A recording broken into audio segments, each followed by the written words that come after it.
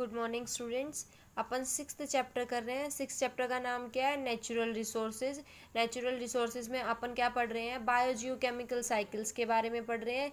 एक साइकिल अपन कंप्लीट कर चुके हैं। कौन सी साइकिल कंप्लीट कर चुके हैं? अपन वाटर साइकिल कंप्लीट कर चुके हैं। दूसरी अपनी कौन सी साइकिल चल रही है? नाइट्रोजन साइकिल चल रही है।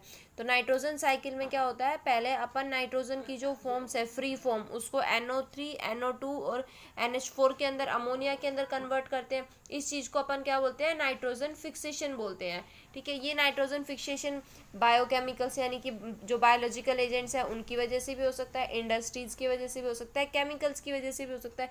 इसके बाद अपने पास में जो नाइट्रोजन फिक्सेशन है, उसके बाद इसका सेकेंड स्टेप क्या आता है अपने पास? Nitrogen assimilation. तो नाइट्रोजन एसिमिलेशन का मतलब क्या होता है? कोई भी जो अपने पास में नाइट्रोजन की फॉर्म आई है, देखो जो N2 थी अपने पास फ्री फॉर्म, उसको अपने फिक्स किया था NO2 NO3 और NH4 के अंदर। अब यहाँ पर अपने पास में ये जो NO2 है, NO3 नेगेटिव है या NH4 पॉजिटिव है, इसको अपन एसिमिलेट करेंगे। एसिमिलेट करने का मतलब होता है स्टोर करेंगे। और ये कैसे स्टोर होगी? प्लांट की बॉडी के अंदर सबसे पहले ये अमाइनो एसिड बनाएंगे।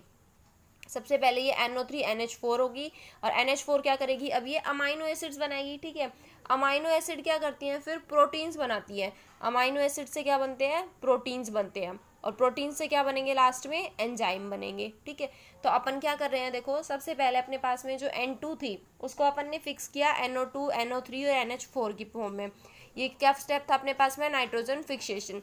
सेकेंड स्टेप क्या है? Nitrogen assimilation. नाइट्रोजन एसिमिलेशन का मतलब क्या है? जो NH4 आई है, NO3 आई है, इसको अपन स्टोर करेंगे। स्टोर कैसे करेंगे? अमाइनो एसिड्स की फॉर्म में। अमाइनो एसिड फिर प्रोटीन बनाएंगे और प्रोटीन से क्या बनेंगे? एंजाइम्स बनेंगे। दूसरा, अपन इन अमाइनो एसिड से या फिर अपन इन्हीं NH4 पॉजिटिव से क्या बना सकते हैं? न्यूक्लियोटाइड्स बना सकते हैं। क्या बना सकते हैं? न्यूक्लियोटाइड्स। और ये न्यूक्लियोटाइड्स क्या बनाते हैं? न्यूक्लिक एसिड बनाते हैं। न्यूक्लिक एसिड का मतलब क्या है? अपनी सेल के अंदर DNA होता है ना, वो न्यूक्लिक एसिड होता है। यानी कि यही चीज़ क्या है? न्यूक्लियोटाइड बनाएगी और न्यूक्लियोटाइड फिर किस में बन जाएगा? न्यूक्लिक एसिड के अंदर बन जाएगा। इसी स्टेप को अपन क्या बोलते हैं? नाइट्रोजन एसिमिलेशन बोलते हैं। इसके बाद अपने पास नाइट्रोजन साइकिल के अंदर जो थर्ड स्टेप आता है वो क्या आता है? अमोनिफिकेशन। थर्ड स्टेप क्या अपने पास में? अमोनिफिकेशन। अमोनिफिकेशन का मतलब क्या है कि अपन अमोनिया कैसे बनाएंगे? देखो अमाइनो एसिड बना लिए, प्रोटीन्स बना लिए, न्यूक्लियोटाइड्स बना लिए, इन सबको दोबारा क्या करेंगे? अपन कन्वर्ट करवा देंगे किसके अंदर? ऑर्गेनिक एसिड और अमोनिया के अंदर। तो क्या होगा इसमें? अपने पास जो प्रोटीन्स है वो प्रोटीन्स किसके अंदर टूटेगी? अमाइनो एसिड के अंदर। अमाइनो एसिड से क्या बना? प्रोटीन बना और प्रोटीन दोबारा किसके अंदर टूट जाएगी? अमाइनो एसिड के अंदर टूट जाएगी। और फिर ये अमाइनो एसिड टूट जाएंगे किसमें? ऑर्गेनिक एसिड के अंदर और अमोनिया के अंदर। अमोनिया का मतलब क्या हो गया? अब अपने पास NH3 बन चुकी है। ठीक है, NH3 के आगे अपने पास अमोनिया आ गई। ठीक, थर्ड स्टेप हो गया अमोनिफिकेशन। अमोनिफिकेशन का मतलब क्या है? जो भी अपने पास में प्लांट है उनके पास प्रोटीन्स है, उनको अमाइनो एसिड में कन्वर्ट करेंगे, फिर वहाँ पर अपने पास अमोनिया की फॉर्मेशन की जाएगी। तो अमोनिया फॉर्मेशन को क्या बोलते हैं अपन? अमोनिफिकेशन बोलते हैं। इसी का फोर्थ स्टेप अपने पास क्या आता है? नाइट्रीफिकेशन।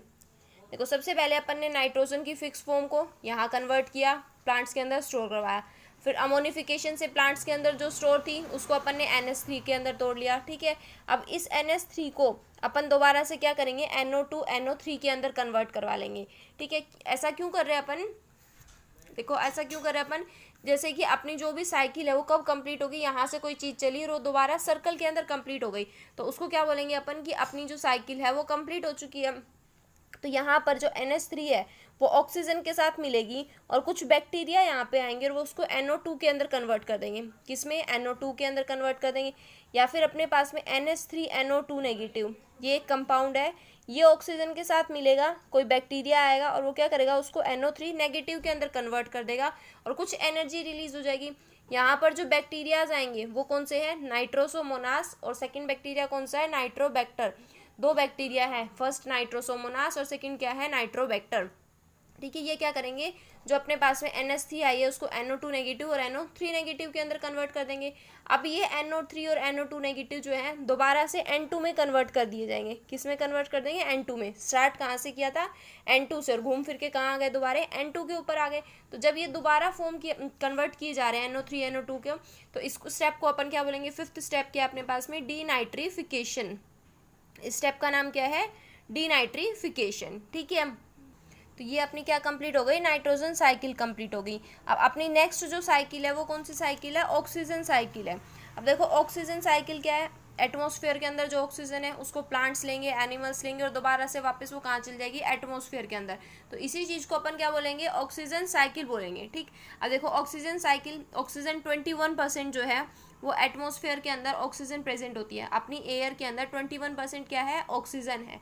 ठीक है, इस ऑक्सीजन को अपन कैसे कैसे चेंज कर सकते हैं, देखो फॉर्मेशन कैसे होगी, फोटोसिंथेसिस की जो प्रोसेस होती है, इस फोटोसिंथेसिस की प्रोसेस के अंदर प्लांट्स CO2 को लेंगे और CO2 के साथ में क्या करेंगे, वो ऑक्सीजन को रिलीज करवा देते हैं। यानी कि ऑक्सीजन की फॉर्मेशन कैसे होती है, प्लांट्स फोटोसिंथेसिस की, फूड की प्रोसेस जब कराते हैं, फूड फॉर्मेशन तब करते हैं, उस टाइम पर ऑक्सीजन फॉर्म हो जाती है। ऑक्सीजन कहाँ आ गई, एटमॉस्फेयर के अंदर आ गई। ठीक है, अब यही ऑक्सीजन को कंजर्व कौन करेगा, यानी कि इसको कौन कौन यूज करेगा, सबसे पहले रेस्पायरेशन करेंगे, ह्यूमन बींग्स रेस्पायरेशन करते हैं, अपन है जब सांस लेते हैं तो कौन सी गैस अंदर लेके जाते हैं, ऑक्सीजन लेके जाते हैं, तो ये रेस्पायरेशन होगा। अब ये ऑक्सीजन अपनी बॉडी में जाके क्या करेगी, ग्लूकोज के साथ में मिलेगी, ऑक्सीजन क्या करेगी, ग्लूकोज के साथ मिलेगी, उसको CO2, वाटर और एनर्जी में कन्वर्ट करवा देगी। एनर्जी अपन अपने काम के लिए ले लेंगे, वाटर अपनी बॉडी के लिए लेगा, CO2 क्या है, अपने काम की नहीं है तो अपन इसको बाहर रिलीज आउट करवा देते हैं। ठीक है, सेकंड अपन कैसे यूज़ कर सकते हैं, इस ऑक्सीजन का कहाँ कहाँ यूज़ होता है, कंबशन में। यानी कंबशन का मतलब क्या है, कोई भी फ्यूल जब जलता है तो उसको ऑक्सीजन की रिक्वायरमेंट होती है। ऐसे कहते हैं ना, जैसे कि भाई कोई चीज़ जल रही है तो अगर अपन ने उसके ऊपर कपड़ा ढक दिया तो वो जलना बंद हो जाती है। ठीक है, क्यों, क्योंकि वहाँ पर ऑक्सीजन की सप्लाई रुक जाती है।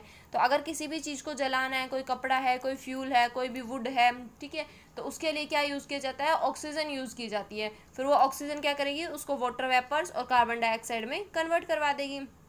तीसरा क्या है अपने इस पास, इसमें decay and decomposition. Decay and decomposition का मतलब क्या है, कोई भी जो चीज़ है वो कैसे कैसे डिकम्पोज हो रही है। अब डिकम्पोज करने के लिए कोई बैक्टीरिया होंगे, उन बैक्टीरिया को अपन क्या बोलते हैं, डिकम्पोजर्स बोलते हैं। उन बैक्टीरियाज को अपन क्या बोलते हैं, डिकम्पोजर्स बोलते हैं। तो ये डिकम्पोजर्स क्या करेंगे, जो भी अपने पास में मटेरियल है उसको डिके करना स्टार्ट करेंगे। डिके करने के लिए उन्हें क्या चाहिए, ऑक्सीजन चाहिए।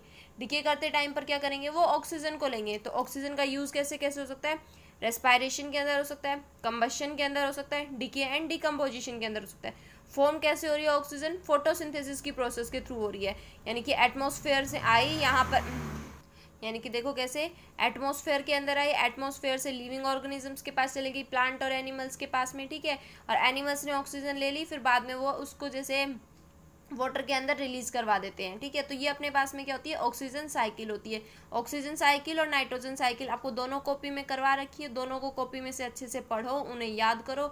अगर फिर भी कहीं पर भी कोई भी दिक्कत आती है, कोई भी टर्म नहीं समझ में आती, कोई भी वर्ड नहीं समझ में आता है, तो मेरे पास मैसेज कर दो। ठीक है, मैं आपको बता दूंगी। ठीक है, थैंक यू।